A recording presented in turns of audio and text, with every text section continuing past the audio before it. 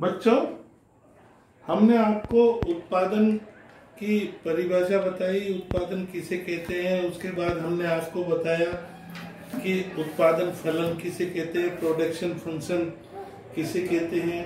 हमने इसके बारे में आपको बताया और अब हम आपको ये बताएंगे कि उत्पादन के जो 5 साधन होते हैं, भूमि, पूंजी, श्रम, साहस, संगठन, इसमें से हम एक उत्पादन का साधन है उसको स्थिर मान करके चलते हैं। तो उत्पादन किस गति से प्राप्त होता है और उत्पादन के सभी साधन जब दीर्घ काल में परिवर्तित कर दिए जाते हैं तो उत्पादन किस गति से प्राप्त होगा। तो इसके लिए सबसे बड़ी मोटी बात यह है कि परीक्षा में अक्सर 2 प्रश्न अक्सर पूछे जाते हैं। पैमाने के प्रतिफल किसे कहते हैं और पैमाने के प्रतिफल किसे कहते हैं। इसके साथ ही ये पूछा जाता है कि उत्पत्ति ह्रास नियम किसे कहते हैं, इसकी क्या विशेषता है, इसकी क्या मान्यताएं हैं और इसकी आलोचना किस प्रकार की जाती है। तो इस प्रकार से हम ये देखते हैं कि जब अल्पकाल में उद्यमी के पास इतना समय नहीं रहता कि उत्पादन के सभी साधनों को परिवर्तित कर दे, तो उत्पादन हमारा होता है वो किस गति से होता है। और जब हम एक अल्पकाल में एक उत्पादन का साधन जैसे कि हम भूमि को स्थिर मान करके चले और अन्य साधनों को परिवर्तित कर दे, तब उत्पादन किस गति से प्राप्त होता है और कौन सा नियम लागू होता है। तथा दीर्घ काल में जब उत्पादन के सभी साधनों को परिवर्तित कर देते हैं, क्योंकि उद्यमी के पास या उत्पादनकर्ता के पास इतना समय होता है कि वो दीर्घ काल में सभी साधनों को परिवर्तित कर देता है, तो पैमाने के प्रतिफल प्राप्त होते हैं। इस प्रकार हम ये देखेंगे कि सबसे पहले हम ये देखेंगे कि एक स्थिर साधन रख करके अन्य साधनों को जब परिवर्तित कर देते हैं तो उत्पादन किस गति से होता है। जैसा कि हमने बताया कि आपको output is the function of N, यानी कि भूमि, लैंड, लेबर, कैपिटल एटसेट्रा वगैरह होते हैं। तो इसमें हम ये मान करके चलते हैं कि यहाँ पर जब हम एक साधन को स्थिर रख करके चलते हैं एन को, और बाकी के सब साधन लेबर और कैपिटल, ये 2 साधन है, इसको हम वेरिएबल मानते हैं, परिवर्तनशील, तब जाकर के उत्पादन हमारा किस गति से होता है। तो हमें उत्पत्ति ह्रास नियम प्राप्त होता है। उत्पत्ति ह्रास नियम किसे कहते हैं, इसके बारे में हम आपको अब डिटेल से जानकारी देंगे। तो सबसे पहले हम हमारा उसी प्रकार से जो चित्र है OXY ये बनाते हैं इस प्रकार से, ये O, ये X और ये Y।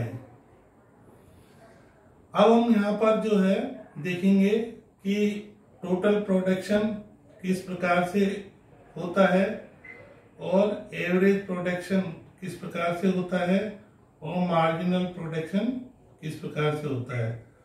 तो सबसे पहले हम देखेंगे कि टोटल प्रोडक्शन चित्र की विधि के अनुसार ये घटती हुई दर से बढ़ता है और धीरे धीरे बढ़ता है, बढ़ करके ये एक सीमा के बाद अधिकतम हो जाता है और उसके बाद ये गिरने लगता है। ये एक बिंदु पर ये अधिकतम हो जाता है।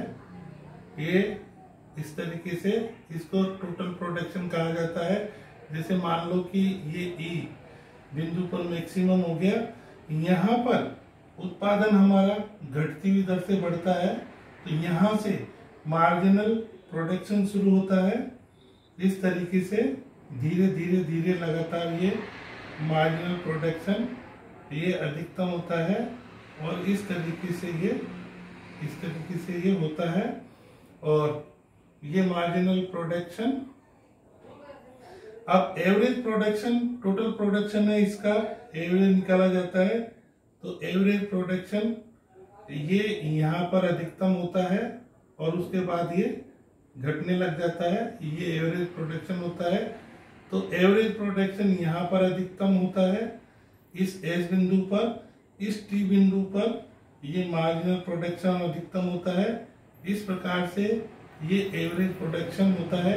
ये इसकी सेकेंड स्टेज होती है और ये इसकी थर्ड स्टेज होती है और ये इसकी फर्स्ट स्टेज होती है।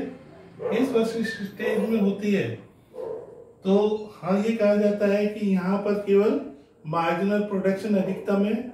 इस ई बिंदु पर एवरेज प्रोडक्शन गिरा हुआ है, यानी कि गिरता हुआ है लगातार जी बिंदु पर। इस तरीके से इस G1 तक ये माइनस हो जाता है, जीरो हो जाता है।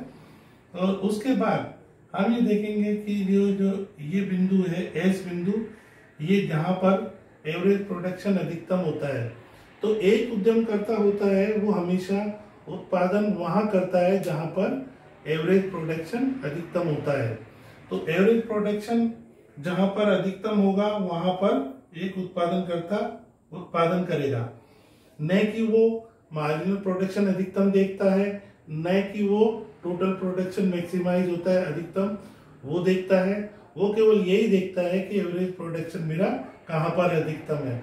अब हम देखेंगे कि टोटल प्रोडक्शन, एवरेज प्रोडक्शन और मार्जिनल प्रोडक्शन इसकी इस तरीके से प्राइस को क्वांटिटी से गुणा कर देते हैं तो टोटल प्रोडक्शन आ जाता है। और टोटल प्रोडक्शन में हम क्वांटिटी का भाग दे दें तो एवरेज प्रोडक्शन आ जाता है। और मार्जिनल प्रोडक्शन जो होता है, मार्जिनल प्रोडक्शन होता है delta total production upon delta Q, यानी कि टोटल प्रोडक्शन में परिवर्तन और उसकी क्वांटिटी में परिवर्तन किस प्रकार से होता है, ये मार्जिनल प्रोडक्शन होता है। इस प्रकार से ये अपन देते हैं कुल उत्पादन, जिसे हम कहते हैं ये अपना औसत उत्पादन और ये सीमांत उत्पादन। इस प्रकार से हम ये देखते हैं कि एक उत्पादनकर्ता हमेशा वहां पर उत्पादन करेगा जहां पर एवरेज प्रोडक्शन अधिकतम होगा। और इसके अगर हम विश्लेषण करें तो इसके विश्लेषण से निष्कर्ष के रूप में तीन बातें निकलती है कि शुरू में उत्पादन बढ़ता है, एवरेज प्रोडक्शन भी बढ़ता है, लेकिन कुल उत्पादन घटती हुई दर से बढ़ता है। जब धीरे उत्पादन बढ़ता है, जब एवरेज प्रोडक्शन भी धीरे धीरे बढ़ता है, लेकिन मार्जिनल प्रोडक्शन लगातार घटता है।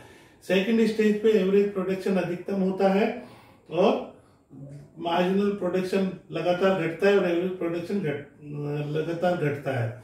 इस प्रकार से एक सीमा के बाद ई बिंदु पर टोटल प्रोडक्शन अधिकतम हो जाता है और इस G1 बिंदु पर मार्जिनल प्रोडक्शन जीरो हो जाता है। इस प्रकार से हम ये कह सकते हैं कि एक उत्पादनकर्ता हमेशा उत्पादन केवल उस बिंदु पर करेगा जहां पर औसत उत्पादन अधिकतम होगा। That's all.